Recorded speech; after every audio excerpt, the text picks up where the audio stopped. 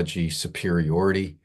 They launched into Ukraine right during a speech of Vladimir Putin, the Orechnik missile, which has extraordinary capacities. It is a hypersonic missile. It travels at about a mile a second, 2.5 kilometers a second. It is an intercontinental ballistic missile. It's an intermediate range missile that can strike anywhere in Europe. It's what they call a MIRV, a multiple independent reentry vehicle. It had 18 warheads capable of carrying 200 to 250 kiloton nuclear warheads. In this case, they were conventional. It travels so fast that there is nothing in the US or NATO arsenals that can track it and shoot it down. It attacked from Russia with pinpoint accuracy a munitions factory in Ukraine by the city of Dnipro and totally destroyed it. And this has sent shock waves around the world. And it's the shock waves that I want to ponder today because we're now in a new world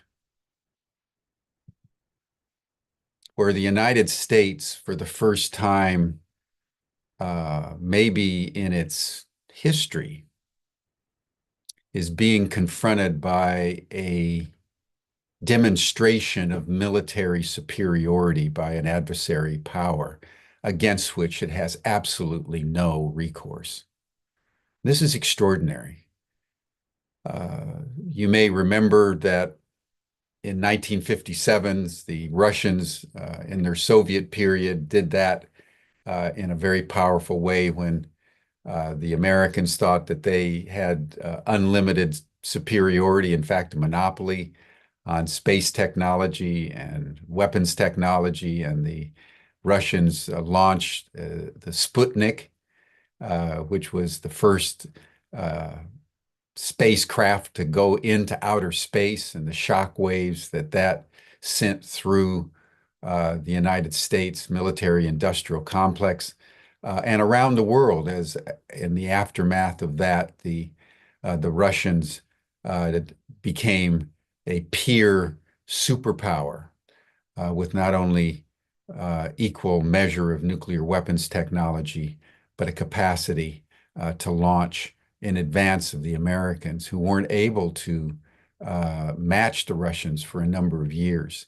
A missile trajectory into space.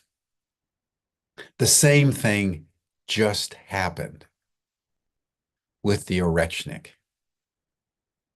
We're now seeing an advanced technology that can get anywhere in Europe within seconds, minutes at a minimum, and against which there's no current defense. It's estimated that the United States will take potentially years to catch up to what the Russians have just demonstrated, and apparently the Chinese have the same capacity.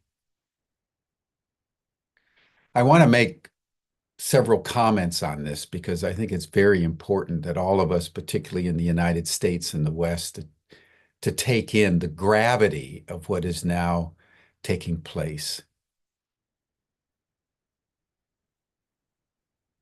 From the beginning of the conflict in Ukraine, which you can track back for 30 years, the neocons in the United States have ridiculed Russia, dismissed Russia as a gas station masquerading as a country, have been plotting and planning of how you emasculate Russia and break Russia up with regime change, which, as you know, has been repeatedly articulated most recently by President Biden as the strategic objective of the United States.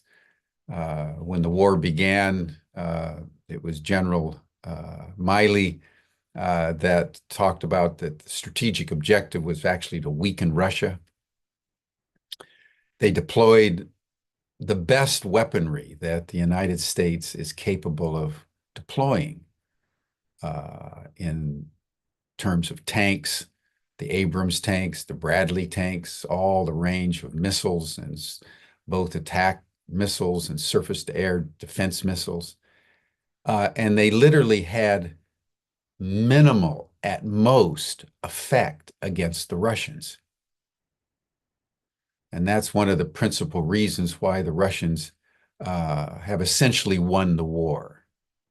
And now it's just a matter of time before they reach the Dnieper River and the Ukrainian army, which is already in a state of collapse, basically flees in a rout, which is expected probably over the next several months. The sanctions that were deployed against Russia, probably the most severe sanctions ever deployed by the United States against an adversary, have had absolutely no effect. In fact, the International Monetary Fund ranks Russia as the fourth largest economy in the world after the United States and China and India. It is not a gas station masquerading as a country. It is now an economic superpower. It's a military superpower. It is challenging the United States in a way that was never possible during the Soviet period, and is now developing an alliance with China and India and Saudi Arabia and South Africa and Brazil and many other countries, upwards of 100 countries that are coming into the BRICS coalition. President Biden is leaving office in, I think it's 56 days as of today. Donald Trump will be coming in. I think this has basically been an attempt to Trump-proof the Ukraine war by escalating tensions to such an extent that Trump is incapable of pulling out. Trump has been very silent, as you've all noted, has not said a word about what's going on. And we'll see how things pan out.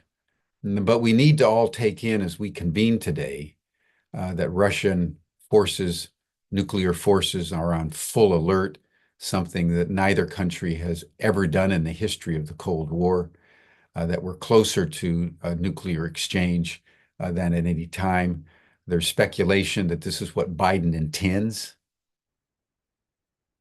if you can believe that, because they're now talking about a new range, a new phase of increased missile attacks against Russia at the same level. And so we're entering in during the twilight of the Biden period, the most dangerous period in world affairs since the ending of the Second World War. We all need to just understand that. And we need to hold that in our awareness that a certain mass hysteria, a certain madness is now gripping the president of the United States and the neocons that have been fomenting the war not only against Russia and Ukraine, but as we all know, even more painfully, supporting the genocide taking place against the Palestinians and the mobilization of Israel toward regional war against Iran, and also escalating tensions in China. We've never been in this level of danger as a species, as a planet, as an international community. as President Biden is driving us, as his catastrophically failed presidency comes to an end. And I'm not sure what one recommends in this state other than making your voice heard, praying without ceasing, as the scriptures say, that some kind of rationality will prevail in the White House, and that negotiations and a ceasefire can be implemented in some kind of miraculous way, both in Ukraine and in the Middle East, something that doesn't look likely in either theater of war, but something that is so obvious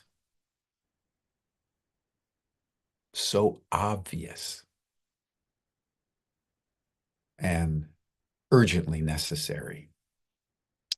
We're going to be having a CIA operative, special forces trainer um, in a few days on Wednesday that's going to be bringing us updates on what's happening sort of from the inside on these matters.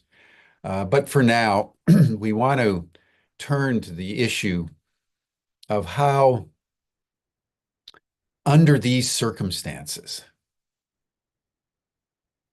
where leadership in the United States is collapsing,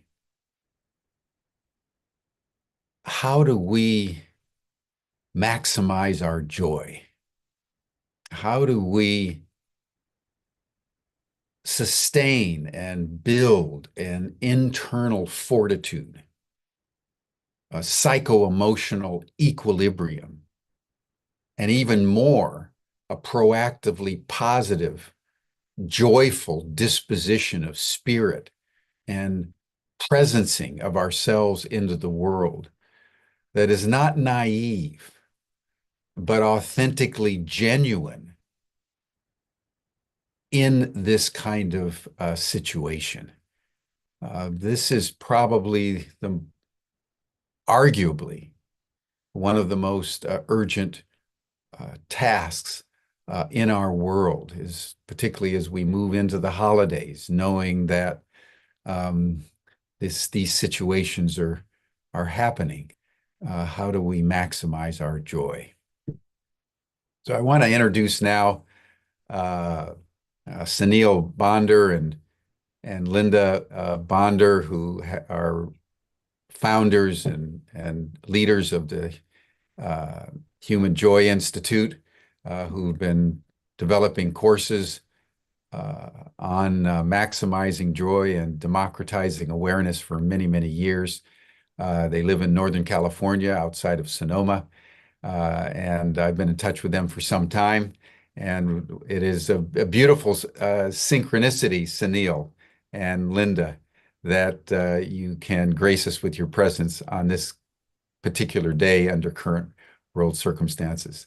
So I will turn the program over to you, and they'll be making their presentation, everyone, as per usual, and then I'll circle back for a dialogue, and then they'll be joining the after chat. So we'll have a opportunity to talk with them then. Thank you, everyone. Welcome to Humanity Rising. Sunil, Linda, I turn the program over to you. Thank you so much, Jim. It's great to be with you and great to be with all of your people who join you for these wonderful episodes that you and your team have created. So we're very grateful to you and to everyone who's been helping us join you today to explore some of the ways to maximize joy and to also maximize a real deep grounding in your own personal being and in your life and in your relationships. So we're going to weave in a lot of this as we continue. So really great to be with you. And also, Jim, I just wanted to thank you so much for your introduction to the world catastrophes, if you will, that are happening right now. Our hearts ache with the sadness of how humanity is just creating such disaster for so many people, creatures, nature. And Yes, it's really doubly, triply important to try to find joy in the midst of some of these devastating occurrences worldwide, and to hold our hearts and our blessings and our love going out to everyone who is affected by all of these terrible situations. So thank you for bringing that in today. Yeah, yeah, And I Daniel, completely agree. there you go, Sam. Yeah, yeah. Thank you so much, Jim, and the whole Humanity Rising team. Yeah, Uh, One of the things, thank you for your kind words about us, what we've been up to now for over 30 years.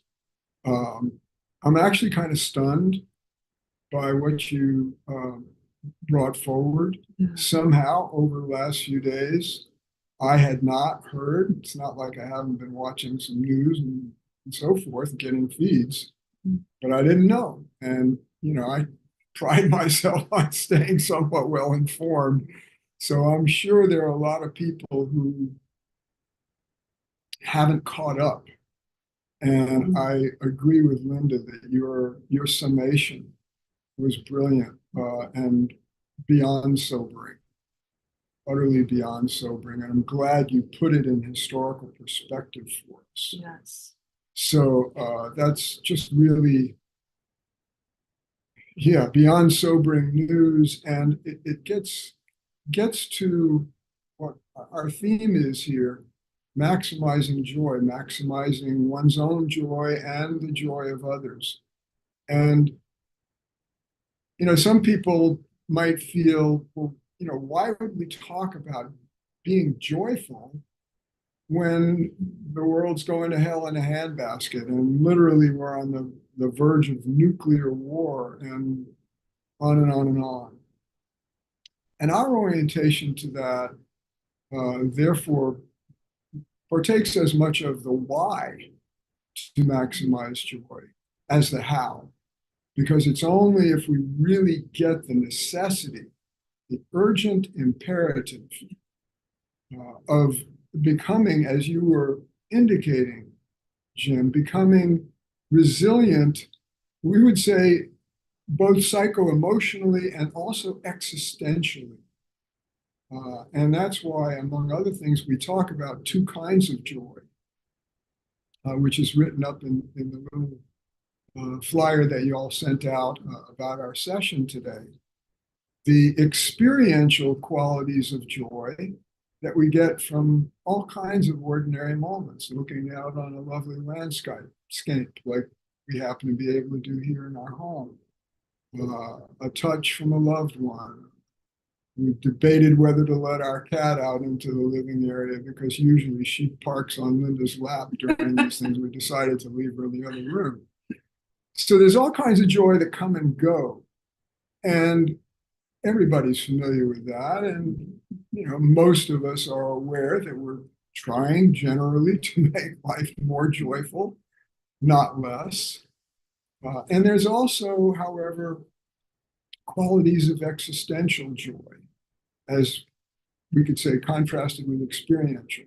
Joy is, in other words, or a quality of joy that is innate rather than caused, which doesn't mean it's natural to us. It can be cultivated, and we're proposing should be, given exactly what you're talking about, Jim. I mean, in some ways, you mentioned we've been in touch for a while. We've tried to schedule this session on several occasions previously, and it didn't work out. And here we are today, and what perfect timing. What perfect timing, because it's going to be between everything that's already happening here in the United States and trends around the world that have been burgeoning for a long time now that from our perspective anyway, are dangerous for human well-being, for freedom, for human rights, kinds of things we value. In the midst of all that, and with this current crisis that's ratcheted everything way up, and as you've pointed out, has just changed the calculus on a geopolitical level, reducing the United States to a kind of subordination, at least for the time being, just at that level of raw military capacity. So I won't go on and on about that, but I will say, just to weave some more together, our organization is called Human Sun Institute. The idea is that each of us can become a human sun, a radiant source of well-being at a most fundamental level, so that no matter what's going on in sickness and in health, and in the changeable aspects of our nature and of all nature, we can become established in that existential quality of joy and well-being that will make us therefore all the more resilient, all the more resourceful, and all the more truly a benediction to others and our world, and as Linda was indicating, creatures, all sentient beings. Yeah, so I'll stop there. Yeah, thank you, Samuel.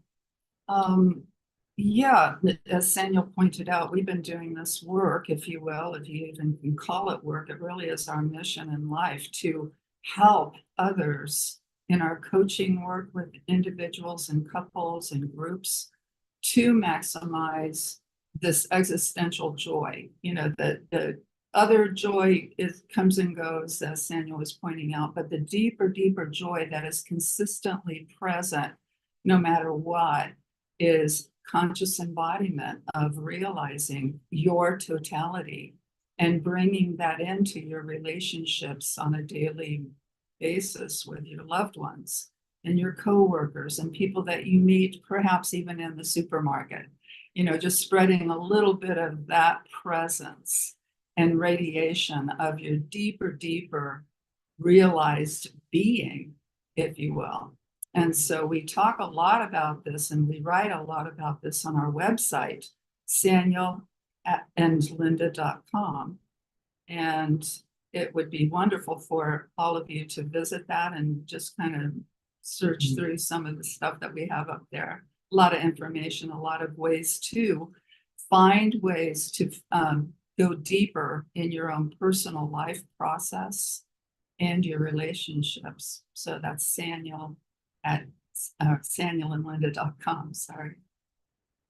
And so this maximizing joy course that we have really addresses different ways and means that individuals can tap into a more grounded, more peaceful, more joyful way of being in life in general.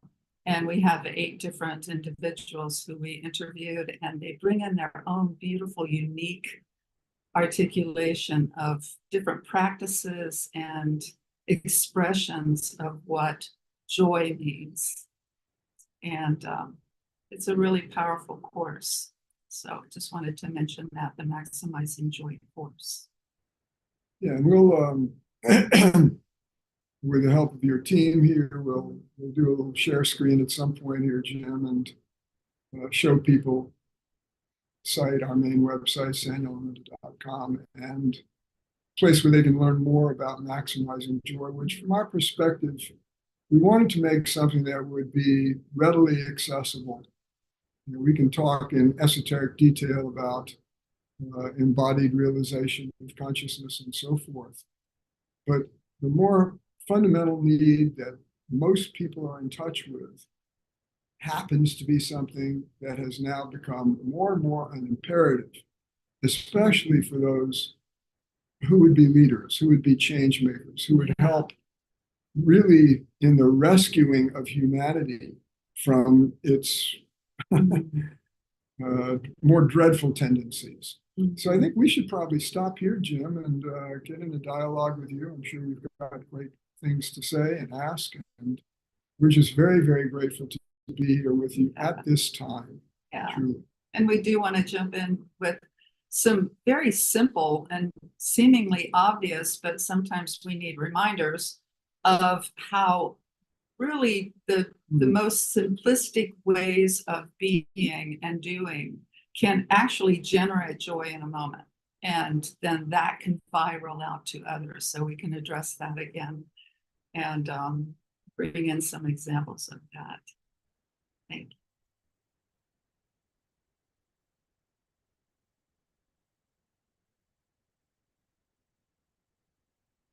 So, waiting for Jim.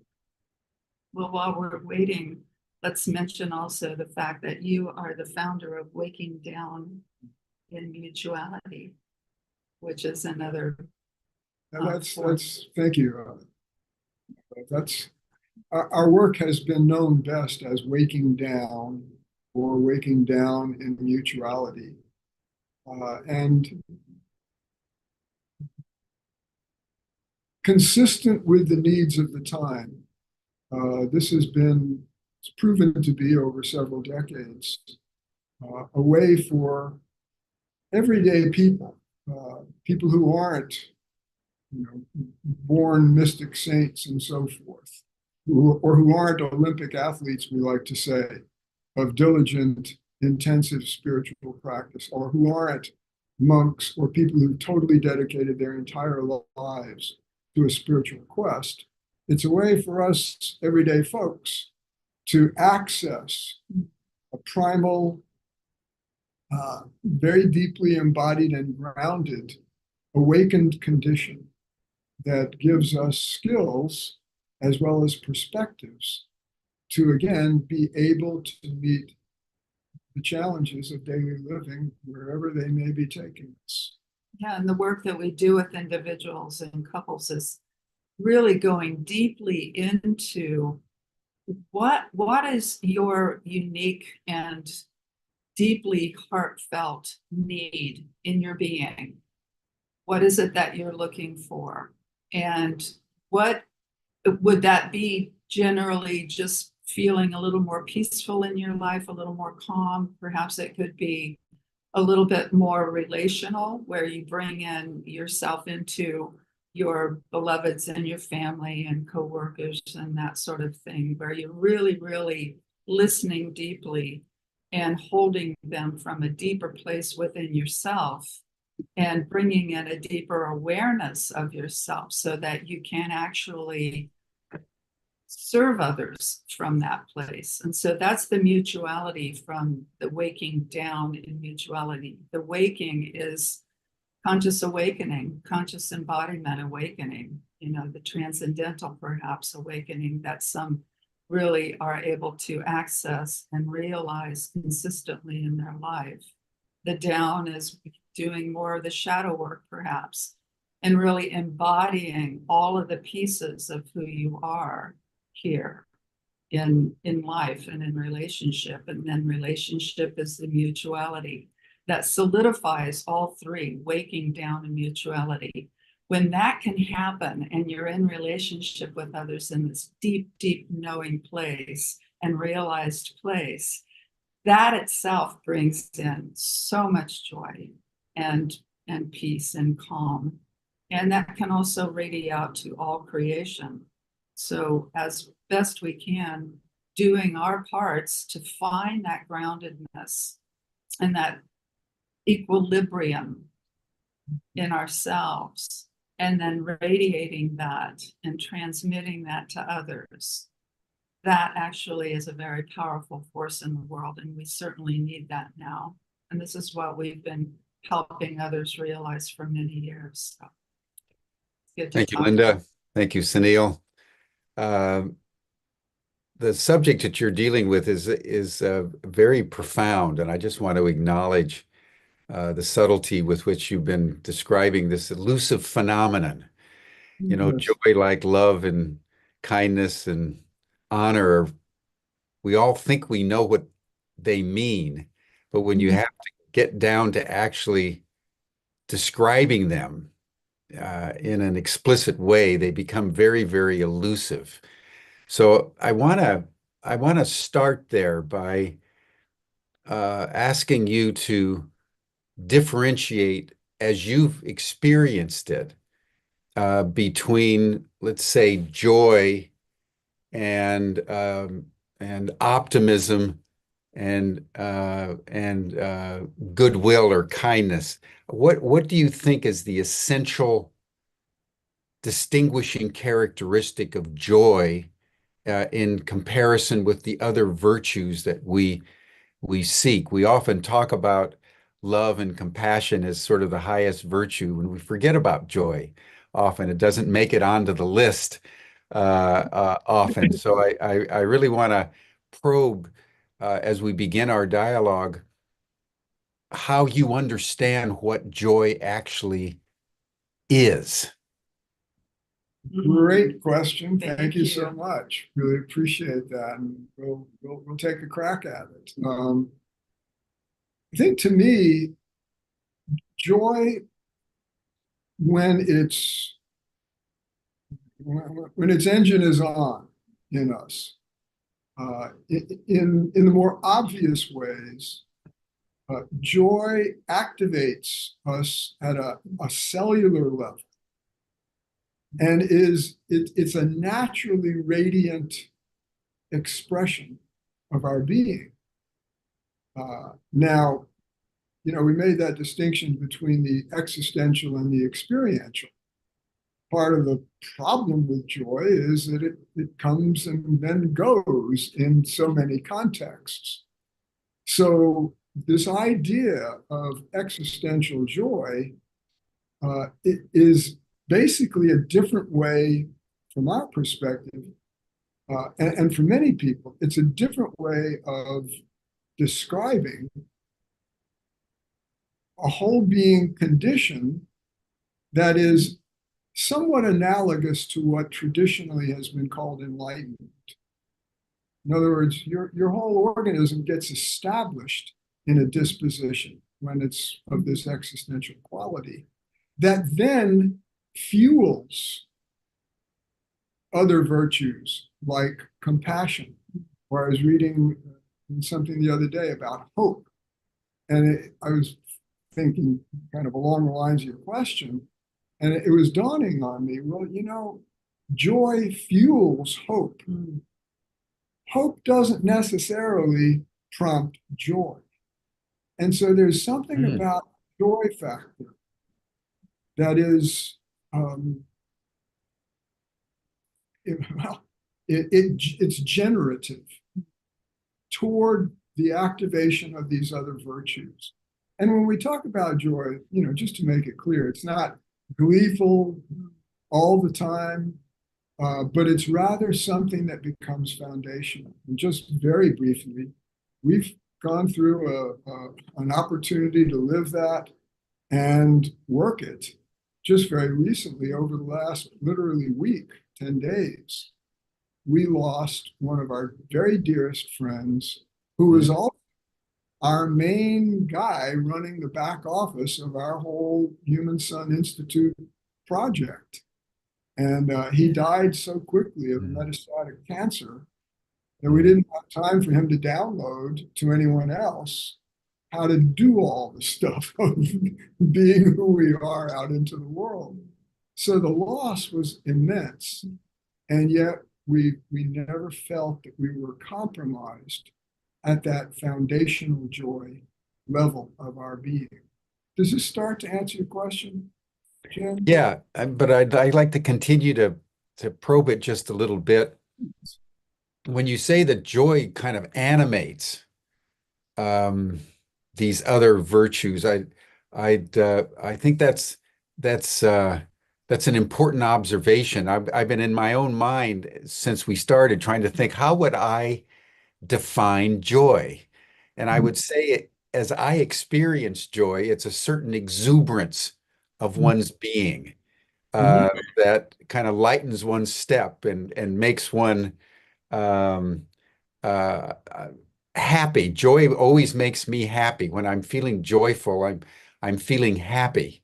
I'm feeling kind of good about myself and good about the people around me, and so I can see how that basic, but it in some ways it's also a mood because joy can also kind of rapidly disappear.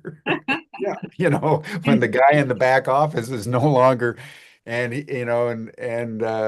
he passes without, letting you know what all the codes were and stuff. You can go into joy is, in my experience, is also very ephemeral. Yes. Thank you. Yes, that's the I experience. mean, would you agree, or is it something else? No, absolutely. The joys that come and go, you're experiencing them. And it is pretty much different, and yet it's still really super important to have those moments, but it's different from the existential joy that is just the underlying being sense of being here, fully aware as best you can of your surroundings and of others and of yourself, and continuing to go deeper in your explorations of self and other. So the experiential joys are really important, what you're talking about, Jim, where you feel happy and lovely, and you've got a spring in your step, like you said, and you're radiating that joy to others.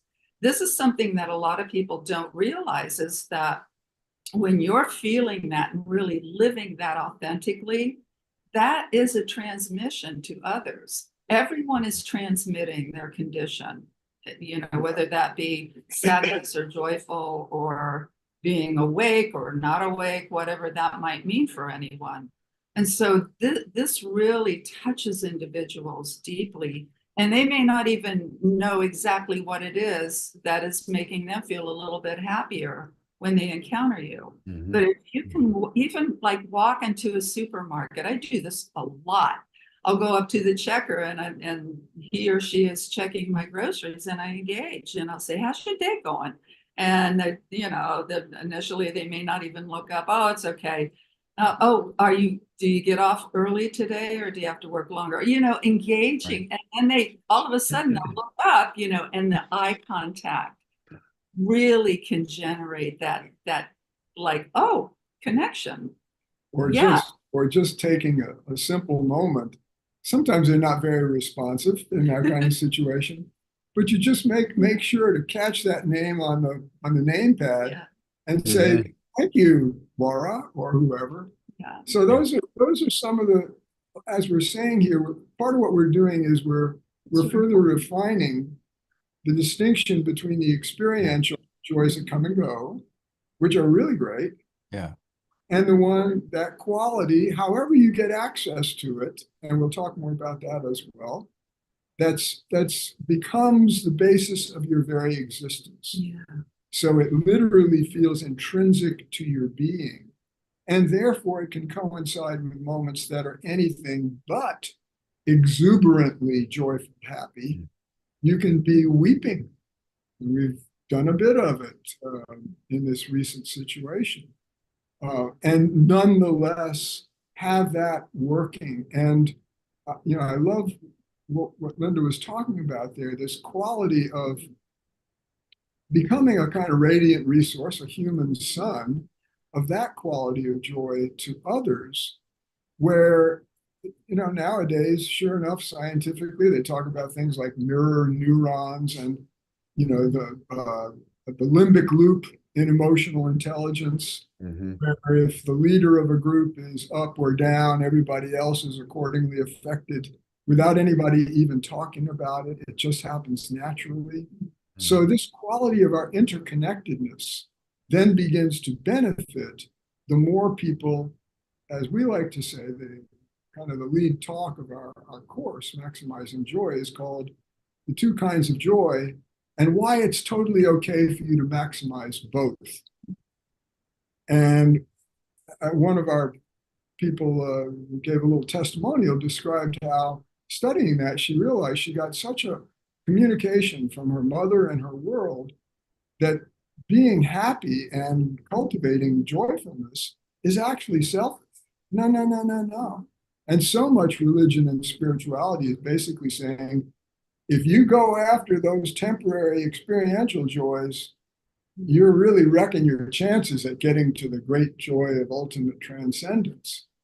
And there's a new spirituality that's been coming into the world for decades now that's saying, sorry, we don't agree with that anymore. And Mm.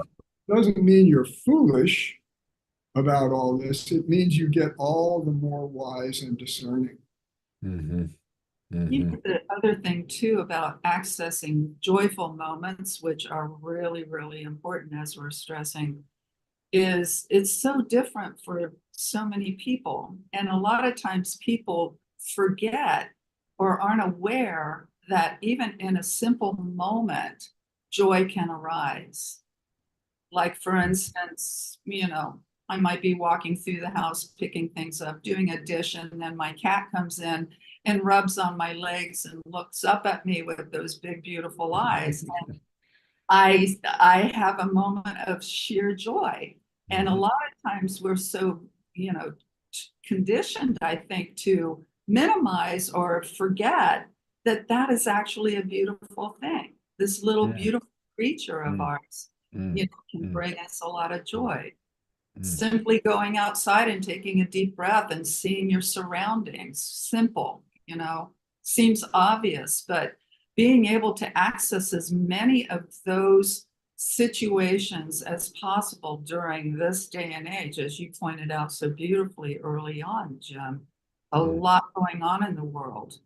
But being able to access moments and increase on those moments as best you can really can help your own heart rest easier and then radiate that out to others. Yeah. Well, I'm going to go get into some of the practices and how you cultivate it in a moment, but I want to ask another question that was actually prompted in my mind by Marilyn Schramm's question about what is life um, wanting to do through us? And I want to ask that about joy. Would you consider joy an internal disposition of being? Would you think of it as potentially a cosmic force, part of life that kind of sweeps through us from time to time? The great geniuses of music and science of all uh, talked about. They feel like there's a visitation of an idea or a poem or a musical composition or an equation that seems to come from the outside in, that it's part of life sweeping through us. Would you include joy as I would say then, sort of as a cosmic principle, a cosmic component of life? Or would you see it as more um, personality contained and a response of the organism to, for example, your cat coming into the room and looking up with those big, beautiful eyes, and all of a sudden it triggers joy? Yeah. I'd like to just understand more deeply how you perceive this phenomenon. Thank you. Then Thank we'll you. go into the practices and stuff. Yeah, Sure. I'm going to say both. And then I I'll let was Daniel too. go. Yes. Well, it's kind of paradoxical, both Yeah. and sometimes either or. So thank you for asking that question. Yeah. Um, Important. for a variety of reasons, we've more and more emphasized this, you could say, cosmic principle. But the way we name it, our main name for it, you can use all the names of the traditions and make up your own. Mm-hmm. Our main name for it is heart with a capital H.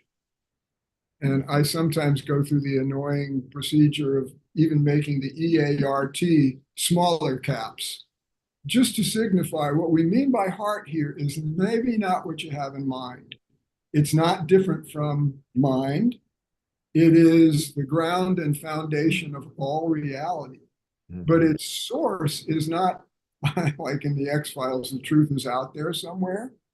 Not that there aren't things that come into the organism that have these kinds of effects, but its foundational location, you might say, is literally here in the heart. And I'm actually pointing over on the right side partially, because as it turns out, one of the great meetings of science and spirituality in the 20th century was great mystic sages who said, hey, the real ultimate place of the divine is actually right here in the human heart. And they literally specified over on the right side, the right atrium, which also in the 20th century, medical anatomists determined is the source of the heartbeat in all mammals. So it's like suddenly God is showing himself, herself, itself from the very foundation of our own being and universe. So when we talk about existential joy, for many people, it's a sense of such profound interconnectedness that, thank you, Thich Nhat Hanh, he coined this beautiful word, single word, interbeing. So the deep joy, existential joy, is of that quality, and it is foundationally rooted in our own hearts and in the hearts of all sentient beings. Yes. And then, then beautifully put. Beautifully put. Mediation, so yeah. Now let's, I want to just open up that other comment that you made, Sunil, a few minutes ago about this distinction that you're making between two kinds of joy, one being more, shall we say, circumstantial, situational, and the other, the joy of being, once one has reached a certain enlightenment. And your comment that many of the world religions have eschewed the more ephemeral joys and said that's just pleasure. You want to stay away from that. And you want to emphasize the permanent state. But you're going against that very deep strand in the human religious and spiritual tradition. So I'd like to explore that more because I think you're absolutely right. That the major religions, in being caught up in their transcendence, have negated the body, negated the ephemeral. And part of what we're doing in our time is bringing those back together. So say more about that. Yeah, thank you. Thank you. Happily so. You want to go? Sure. You can go first. Okay. And then I'll jump in. Okay. Always like tag team. Always like to get the voice of the embodied goddess here. Very important. That's what happens sometimes when you've been married for so long, you can't remember who's saying what. Yeah. Thank you, Jim, for homing in on this. Yes. It's really quite essential to our whole approach, has been through all these years. Yes. That in effect, as a mentor once said to me, as my awakening process was really kicking into gear, he said, spirituality is not just evolutionary, it is itself evolving. In other words, it's not just capable of bringing about these desired growth changes, but the process itself is growing and changing. And this, as you just said, is one of the main and majorly hopeful, hope-giving aspects of what's happening in spirituality today. I mean, when we started back in the mid-90s, early to mid-90s, and we were talking about embodiment and embodying consciousness and all that, a lot of our colleagues, friends in the field kind of rolled their eyes. But now embodied is the name of the game for everyone. The name of the game, absolutely. And yes. that, by the way, to us is a sign, we may have been ahead of the curve a little bit, but it's a process that's happening in that greater nature. Exactly. In the evolutionary foundations of existence. Exactly. Yes. And so that's that shift. We talk about how so many people and traditions and cultures are burdened by what we could call a spirit/matter split, where the world is carved into major pieces that seem to be at war with one another. And so much of our traditional religion and spirituality has tended to assume that that's the nature of things, and the war is necessary, and you've got to engage it in yourself. And what appears to be more and more prominently the case now is a gentler but not less wise approach that really is honoring all the parts of who we are. Yes. So it's one dimension when we talk about waking down mutuality, part of that is integrating, recognizing, understanding, and integrating what's traditionally in the West, from thinking psychology's perspective, C.G. Jung coined that phrase, the shadow. So it's learning how to deal with our darkness with the same equanimity and wisdom that we deal with our light. So I'm hoping this is responding to you now. Yeah, no, absolutely. I want to bring in something that Dr. Ferguson is bringing in, which I think is just utterly profound. Cuff, thank you for this chat, where he's saying that he, in his book, Evolving the Human Race Game, he says that joy is an energy aspect of authentic essence, or a soul quality that creates lightheartedness and guides the nature of spiritual blending in terms of relating and connecting, such that it is experienced as fun. And this is the line that really leaped out at me. Joy guides the nature of play in the universe.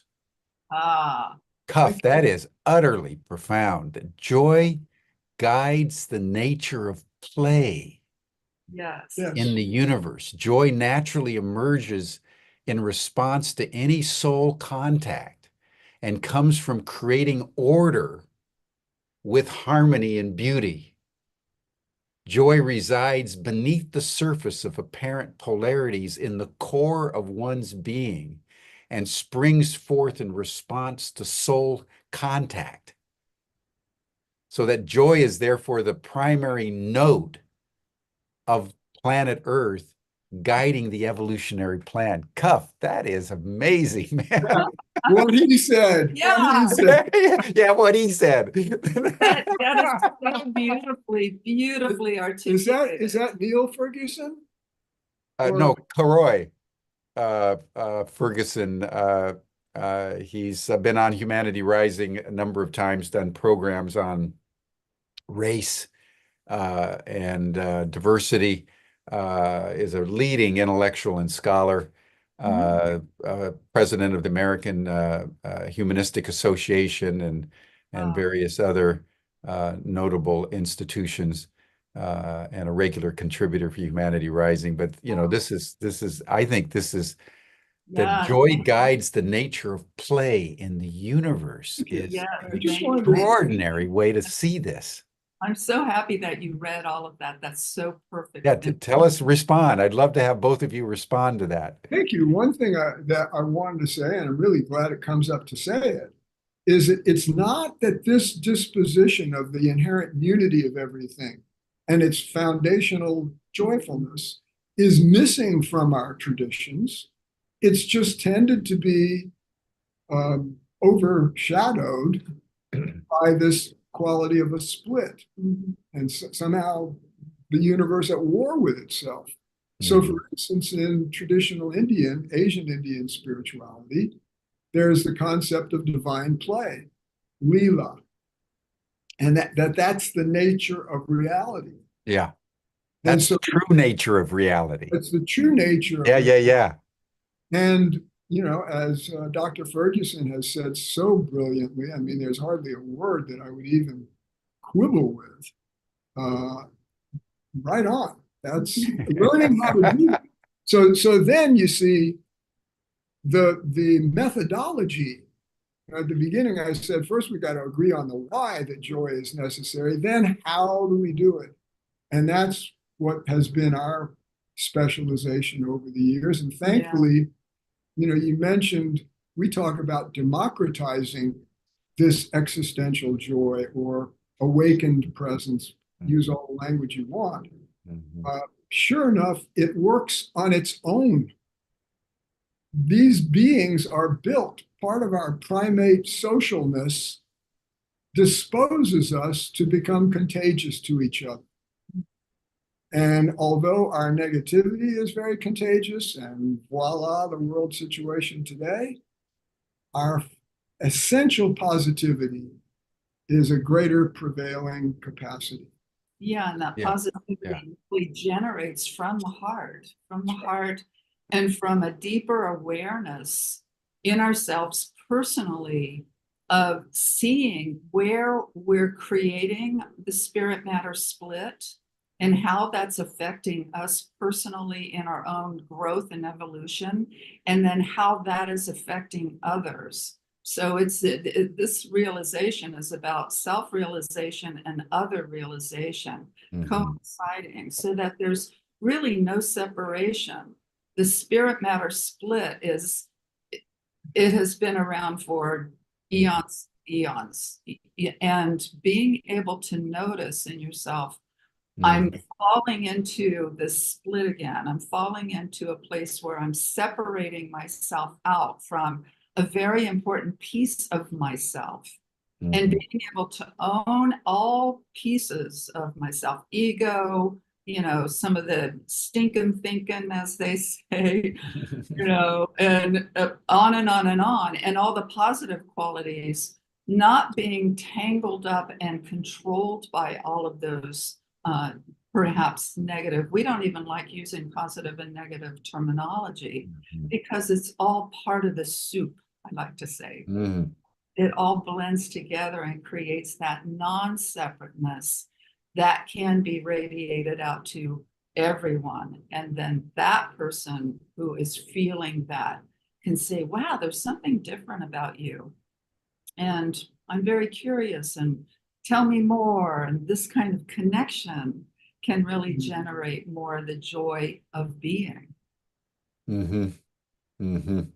Beautifully put. Beautifully put. Well, let's dive into practice.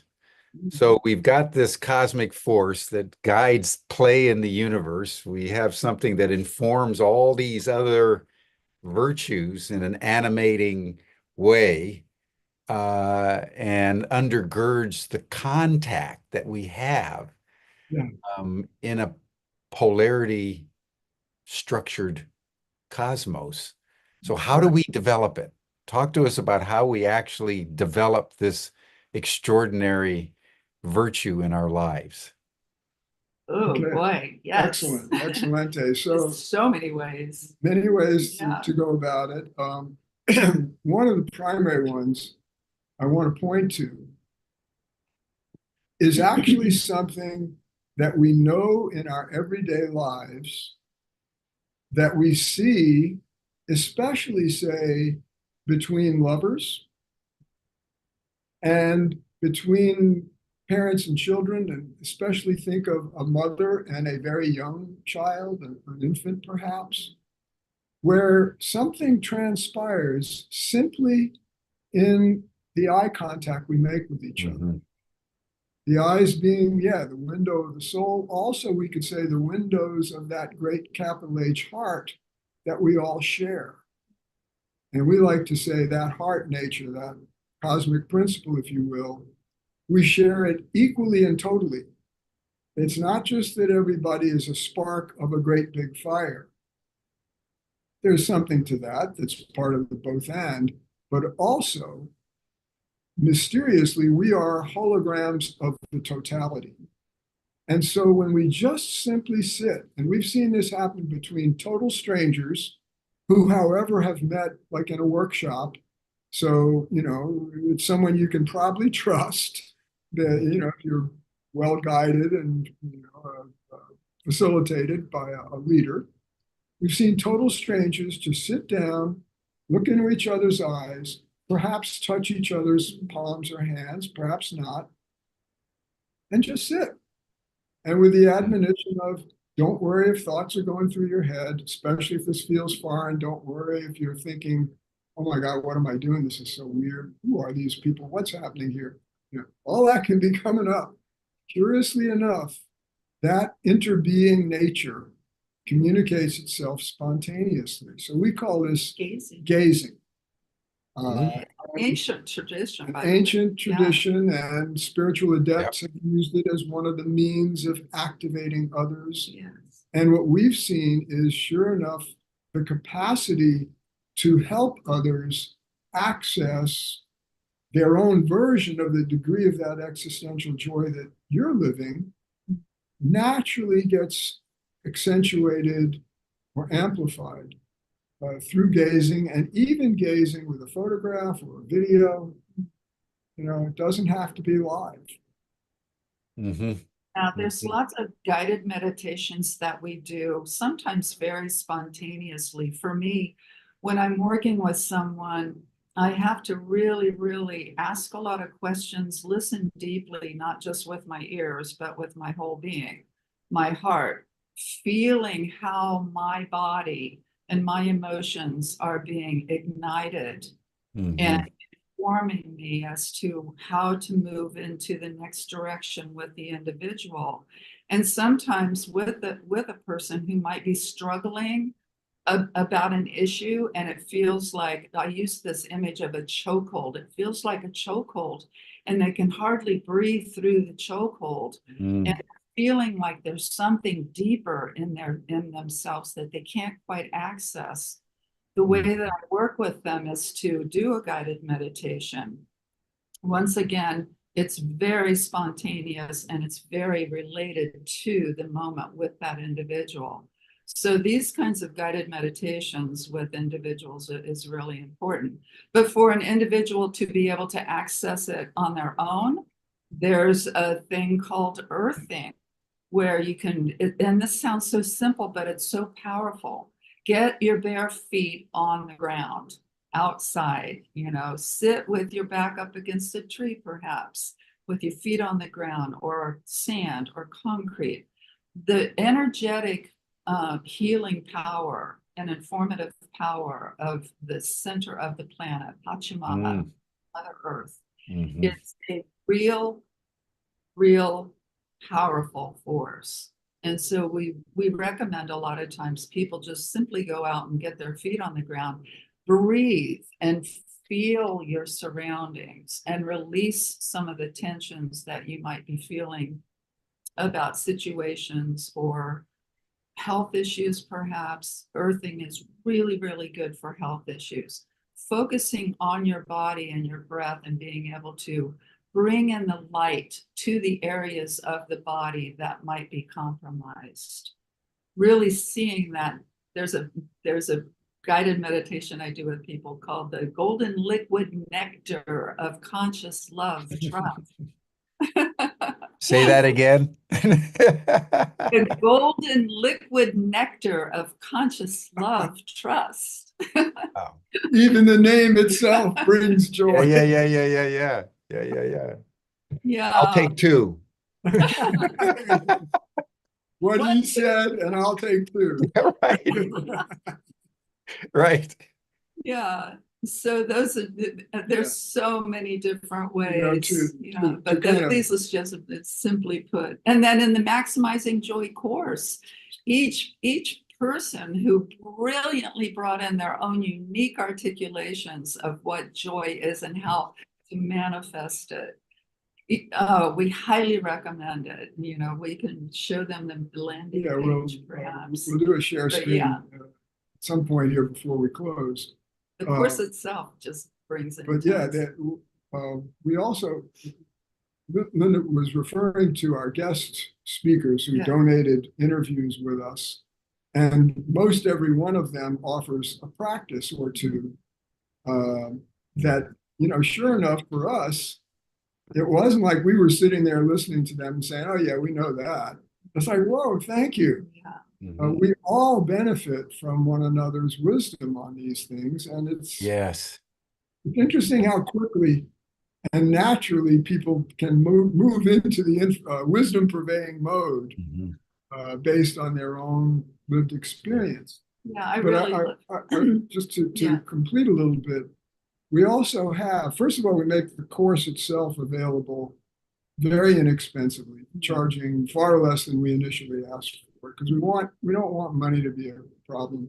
We also created, with the first session, what we call a sample session mini course. So it's the whole first session of the full 8-session course.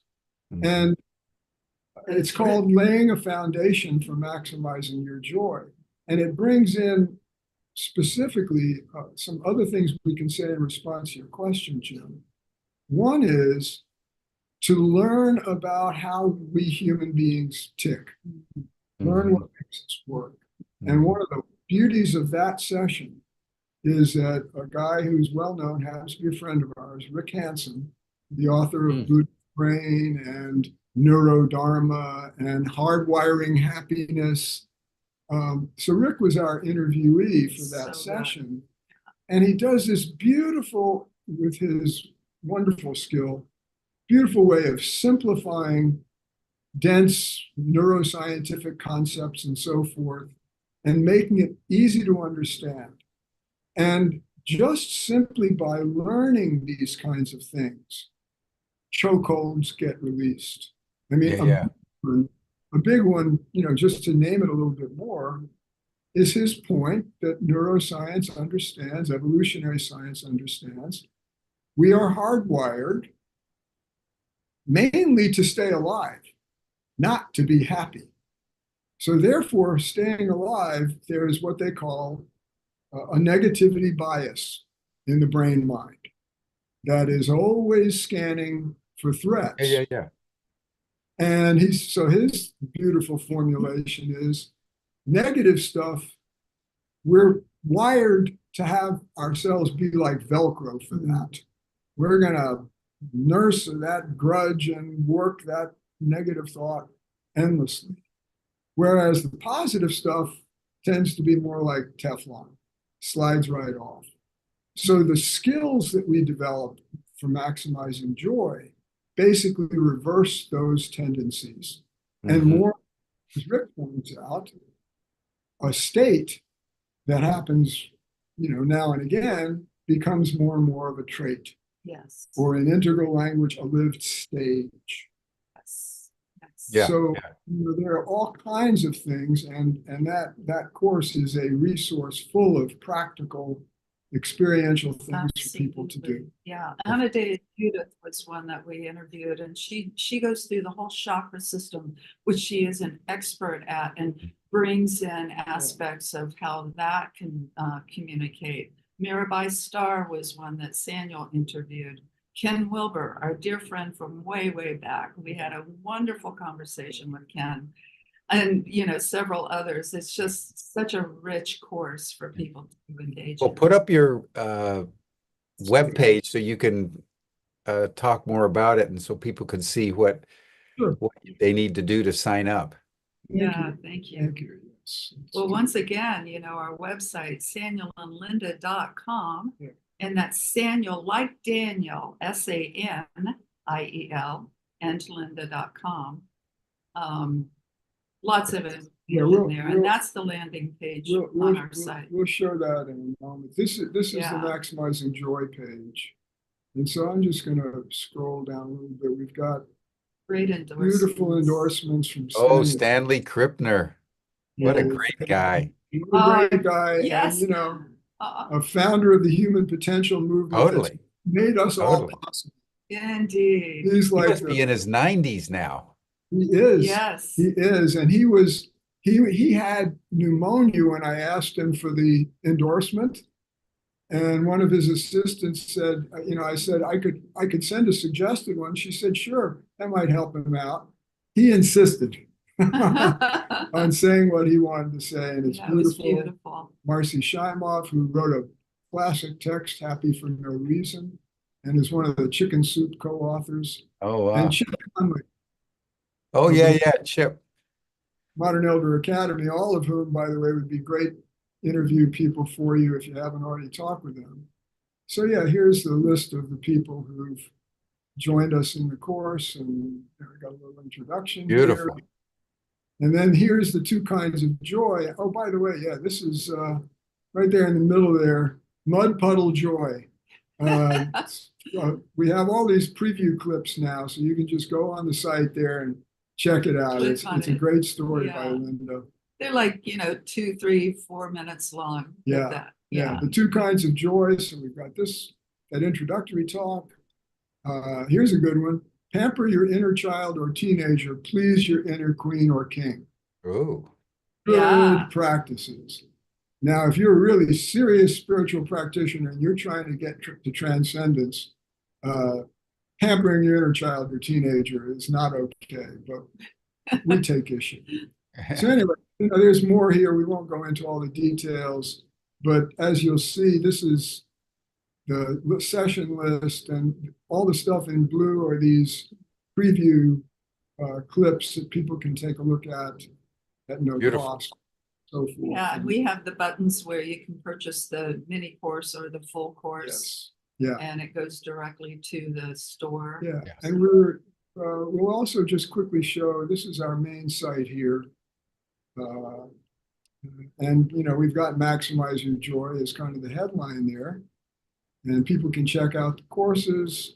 And if you click on this, you can book a free discovery session. As Linda was indicating, we love helping people get into the nuts and bolts, the trenches of this, the glories on a personal basis, with couples. Beautiful. For us, yeah. And there's a little more writing here. And there are 3 different questions based on what it is you're looking for. First one is, lighten your stress, brighten your experience of being alive, strengthen resilience. Then an unshakable embodied spiritual awakening, and then bringing forth your gifts. And we wanted to mention, by the way, Jim, here, if people sign up for our mailing list, they can, let's get down to the bottom here. We've decided today, it says here in appreciation, we're happy to give you access to Linda's vocal toning song called Joy of Being. We decided today we're actually going to change that. Joy of Being is the title song of an album of her wordless vocal toning. And we're going to change that to give away the whole album. Cool. So, and for a period of time. Yeah, we feel like it's really important, and it just feels so wonderful for us to be able to do that, because I recorded that album with the intention of having it touch people's hearts and bring them some groundedness and equanimity within themselves and healing, perhaps. So just a quick additional thing about that Joy of Being, the song and the whole album. Sure enough, a lot of people use it for meditation. People use it as background music for massage sessions and things like that. One of our favorite stories is a gal who was a mother of young children, informing us that when they started getting rowdy in the car, she just turned on Linda's music and they'd calm down. So anyway, that I think we can certainly show more, but if you go to the site, you can learn a lot about us. Maybe put the link in the chat box so people can have it. Please do that. So I'll do that right now. Good. So you guys keep talking, Jim. I'll do that. Perfect. Well, thank you both so much for everything that you're doing. One kind of final question before we retire to the after chat, which I'm just sort of experiencing as I've been participating in this session, is the relationship between gratitude and joy. Feels to me, as I'm feeling grateful for your exuberance and your passion on this, and as I felt gratitude, I was also feeling more joyful. And so talk to us as we close about the relationship between gratitude and joy. Well, hand in hand, one and the same almost, right? Yeah. When we're feeling gratitude, our hearts open with compassion and empathy for others and a deeper sense of purpose. And gratitude for all kinds of things, being able to be gratitude for the most simple things is similar to tapping into the most simple things that bring you joy. you know, like a gentle kiss that I get from my beloved every day, you know, to say hello and good morning. Look at No. him smile. What's that? Oh, Great stuff. Great stuff. I didn't mean to interrupt. Letting it keep Well, going. that's okay. and I'm going to interrupt again just real quickly. I used to tell people that I'd cheerfully enter the most happily married man on the planet contest until it dawned on me that all of us who know we should win would never waste the time to try to prove it. Exactly. Exactly. Exactly. Yeah. One of my great gratitudes in the world and in my heart of hearts is my beloved Samuel and my relationship and marriage and partnership. Equal partnership. We're equal partners in our work in Human Sun Institute and Waking Down to Mutuality, Mm. Maximizing Joy, all of the articulations of things that we are passionate about bringing to humanity. And your title of your program, Jim, is so perfect. Humanity Rising. Yes, humanity rising to be able to individually and collectively see how can I be a better person, and then how can I bring that awareness and depth of my heart and service to others, to the world. We're all over that. We just love helping people access their passion and their mission. And it could be a totally different kind of thing from anybody else. Mhm. I like to say our process is never cookie cutter. Yeah. It's so Right. uniquely catered to the individual. So that's I am eternally grateful for the fact that I have been blessed, and I feel tears starting to rise up because I have been blessed to be able to serve in whatever measure Exactly. degree that I am serving others Mhm. in this walk in life, and whatever their needs are. That's my heart's passion and my beloved Samuel's passion. You can tell that we Yeah. love each other. And Well, I'm grateful for him And so much. I to you. And Jim, I want to kind of take us back full circle a little bit. First, on just a practical level, we told a little bit of our own recent story. Uh, People should not worry about us. While we appreciate all kinds of support and help and want to be of help to others, we do have help with our website and so forth. So all of us coming together. Yeah. It may take us a day or two to get the full album plugged in, but anybody who joins our list will get it. Yes. But I want to honor where you started us out, and I want to talk about, leaving in also your question about joy and gratitude.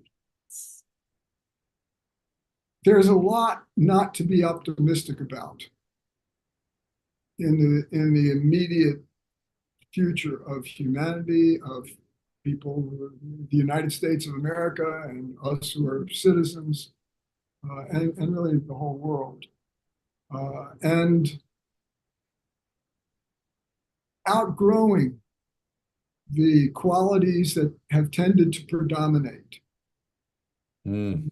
When the Buddha was nearing death, in one of the stories I read about him, he was very sobered, as close as the Buddha might get to depressed, because all of his former colleagues and peers among the royalty of all the different states of India at that time were still warring with each other.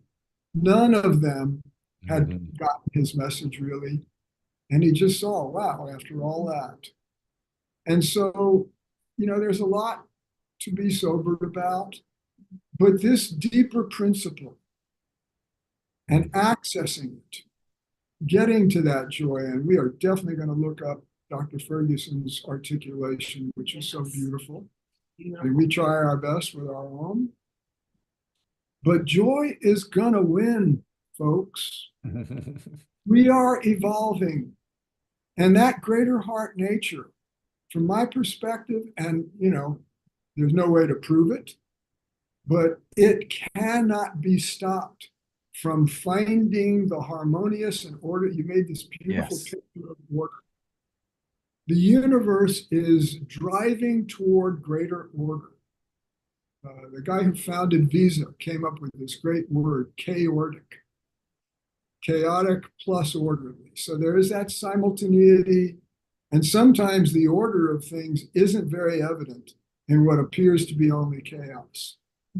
But a greater day is coming. And in the meantime, it's our job to make every day as great as we can by maximizing our joy, sharing it with others, waking down in our own ways into our full humanness. People they'll say things like, wow, I feel like I'm really here.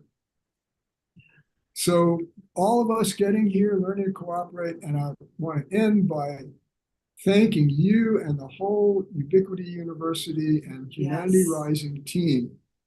I mean, I celebrated with you when you hit your 1,000th day in a row. And what you are doing and the force of the network that you are convening day by day by day is one of the most hopeful signs out there. So thank you. Thank you, Sunil. Thank you, Linda. We celebrate your love and your partnership and your deep intimacy that binds you, I think, at the level of spirit. As much as at the level of physicality, and that I think in some ways is the source of your joy. Yes, indeed. It's that harmony at all levels of being, as Cuff was saying, and what emerges is joy, and that's a beautiful thing to observe in our day. Thank you so much. You can all join Sunil and Linda in the after chat. This will bring us to a close for today.